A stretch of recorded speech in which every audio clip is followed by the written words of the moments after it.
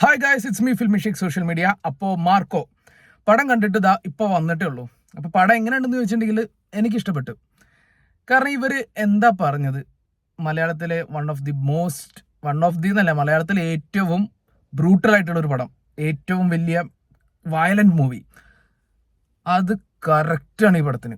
Violence എന്നൊക്കെ പറഞ്ഞിട്ടുണ്ടെങ്കിൽ എല്ലാവർക്കും ഈ പടം ഞാൻ ഒരിക്കലും സജസ്റ്റ് ചെയ്യില്ല. കാരണം ഈ പടം കുറച്ച് മാനക്കട്ടിയുള്ളവർ മാത്രം കണ്ടാൽ മതി. എസ്പെഷ്യലി ഇതിൻ്റെ സെക്കൻഡ് ഹാഫിൽ ഒരു സീക്വൻസ് ഉണ്ട്, ഒരു വീടിനുള്ളിൽ കയറിയിട്ടൊരു അക്രമം.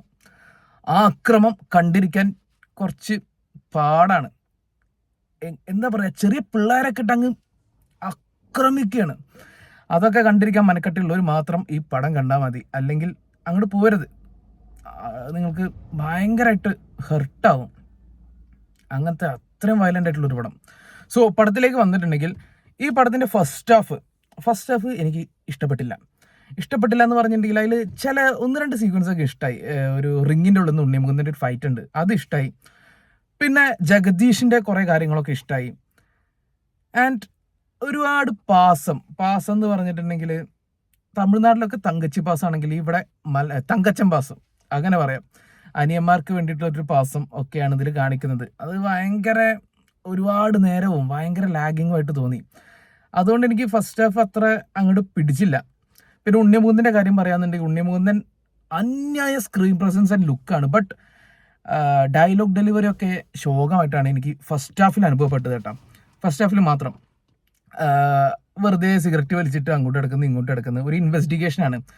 പിന്നെ എല്ലാ ഗുണ്ടകളൊക്കെ അതിൽ മെയിൻ വില്ലനായിട്ട് സണ്ണി മെയിനെ പോലെ ഒരു ചങ്ങായി വരുന്നുണ്ട്. അയാളെ എനിക്ക് അത്രയ്ക്ക് അങ്ങോട്ട് ബോധിച്ചില്ല.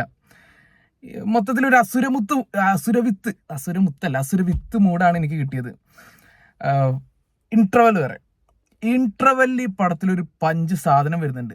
അതിനുശേഷം പടം അങ്ങ് കയറിപ്പോയി, പിന്നെ താഴ്ന്നിട്ടില്ല. ഈ പടം താഴത്തില്ലടാ, അങ്ങനെയാണ്. ഇന്റർവെല്ലിന് ശേഷം ഈ പടം സെക്കൻഡ് ഹാഫ് എൻ്റെ പൊന്നു hell of ride must watch theatre experience അങ്ങനെ പറയണം. ഇതിൽ ചില ഫൈറ്റ്സ് ഒക്കെ ഉണ്ട് കേട്ടോ. നമ്മുടെ ട്രാൻസ്പോർട്ടർ മൂവിയിൽ ജേസൺ സ്റ്റേഥം ഒരു വീടിൻ്റെ ഉള്ളിൽ കയറിയിട്ട് എല്ലാവരും അടിച്ച് ആക്സ് ഒക്കെ ഉപയോഗിച്ചിട്ട് എല്ലാവരും അടിച്ച് വീഴ്ത്തുന്ന ഒരു സീനുണ്ടല്ലോ, സെയിം സാധനം അതേപോലത്തെ മ്യൂസിക് ഇട്ടിട്ട് ഇതിലുണ്ട്. ഒരു സ്റ്റെയറിൻ്റെ മുകളിൽ ഫോർട്ട് കൊച്ചിയിലെ പഴയ വീടിൻ്റെ പഴയ ഈ സ്റ്റെപ്സില്ലേ, സ്റ്റെയറിൻ്റെ മുകളിൽ കയറിയിട്ട് ഉണ്ണിമുകുന്ന ഒരു ഫൈറ്റ്, അതിൻ്റെ ക്യാമറ വർക്ക് ഒരു രക്ഷയില്ല, കിടില സാധനമായിരുന്നത്.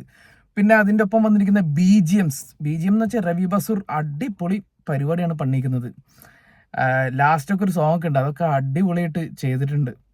എന്തായാലും നിങ്ങളെല്ലാവരും ഇത് തിയേറ്ററിൽ പോയി കാണുക. സിദ്ദിഖ് അടിപൊളി പെർഫോമൻസ് ആയിരുന്നു. പിന്നെ ഉണ്ണിമുകുന്ദൻ സെക്കൻഡ് ഹാഫിൽ ഒരു രക്ഷയില്ല. ക്ലൈമാക്സ് ഒക്കെ എൻ്റെ പൊന്നെ അജാതി ലെവൽ സാധനം. മറ്റേ കൊതുകിന് മരുന്നടിക്കുന്ന സാധനമൊക്കെ ഇതിൽ ഉപയോഗിച്ചിട്ടുണ്ട്. കാരണം കുറേ കണ്ടിട്ട് നമുക്ക് ഒരു ബോറാവുമെന്ന് വിചാരിച്ചൊരു സാധനമായിരുന്നു. അതൊക്കെ അതിൽ നൈസായിട്ട് അതിലങ്ങോട്ട് ഇഴകി ചേർത്തിട്ടുണ്ട്. ലിയോൻ്റെ ഒക്കെ ക്ലൈമാക്സത്തെ ഫൈറ്റ് പോലെ പോളി സാധനം.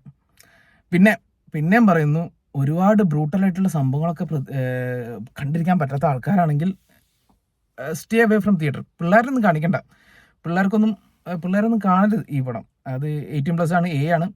അതുകൊണ്ട് അവരായിട്ടൊന്നും തിയേറ്ററിലേക്ക് പോകണ്ട.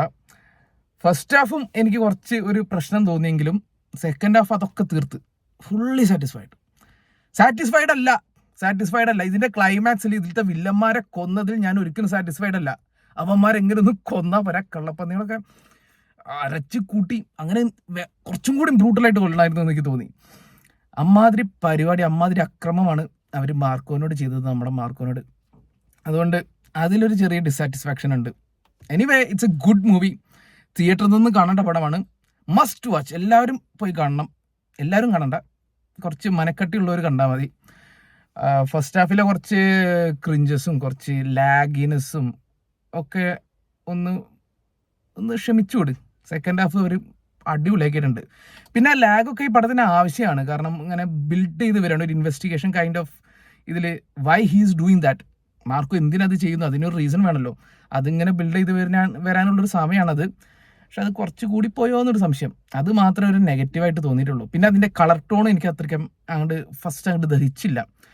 കാണിക്കുമ്പോൾ ഒരു അസുരവിത്ത് മൂഡ്, പിന്നെ വില്ലന്മാരൊക്കെ ഓരോ ഇതൊക്കെ ഇട്ടിട്ട് വരുന്നത്, ആ വില്ലനെ എനിക്ക് അത്രയ്ക്ക് ഇഷ്ടമായില്ല. ഇതിൻ്റെ പ്രൊഡ്യൂസറാണ് തോന്നുന്നു കേട്ടാ. മൂപ്പര് മാറ്റാൻ പറ്റൂലല്ലോ. അപ്പോൾ അത്രയൊക്കെ തന്നെ. അപ്പോൾ എന്തായാലും എല്ലാവരും പോയി കാണും. ടിക്കറ്റ് എടുത്ത് ഒരിക്കലും നഷ്ടമാവില്ല. പിന്നെ പടത്തിൽ ഇടയ്ക്കിടയ്ക്ക് എഴുതി കാണിക്കുന്നുണ്ട്, സ്ത്രീകൾക്ക് നേരെയുള്ള അനീതി ശിക്ഷാർഹമാണ്, അക്രമം ശിക്ഷാർഹമാണ്, പിള്ളേർക്ക് നേരെയുള്ള അക്രമം ശിക്ഷാർഹമാണ്, വികലാംഗർക്ക് നേരെയുള്ള അക്രമം ശിക്ഷാർഹമാണ്. പക്ഷെ ഇതിൽ എത്ര ആണുങ്ങളെ ആക്രമിക്കുന്നതെന്ന് അറിയോ? ആരും ശിക്ഷാർഹ എന്നൊരു ചെറിയ വാക്കിൽ പോലും പറയുന്നില്ല. അപ്പോൾ ഓക്കെ, ബൈ.